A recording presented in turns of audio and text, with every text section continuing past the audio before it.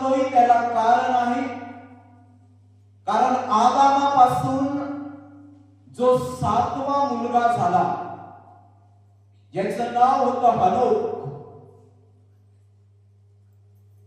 याच्या पिढीतल्या लोकांनी बडबडणाऱ्या गोष्टी केल्या आणि हनोकाच्या पिढीतल्या लोकांनी हाताने परमेश्वर बनवले आणि त्याची स्तुती त्याची महिमा बडबडणाऱ्या मुखाने केली.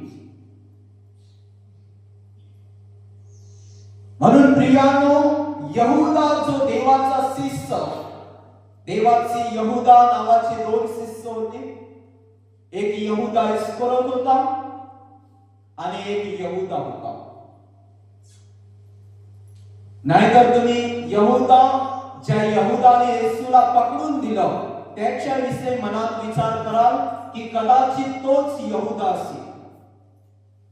पण यहुदा 2 शिष्य होते.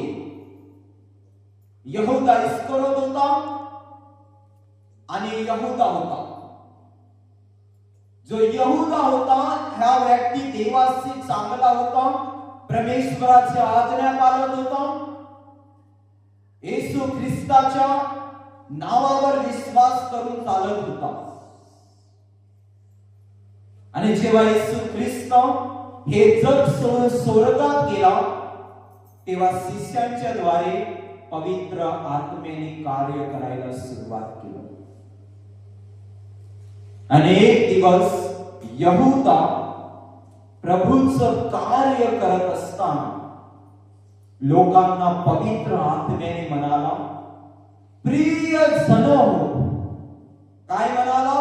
प्रिय जन हो, तुम्ही तर आपला परम पवित्र विश्वासावर स्वतःची रचना करा आणि पवित्र आत्म्याने प्रार्थना करा आणि सार्वकालिक जीवन देणारा जो येशू ख्रिस्त परत येणार आहे त्याच्यामध्ये प्रीतीने चाला, प्रीतीने राहा. हालेलुया.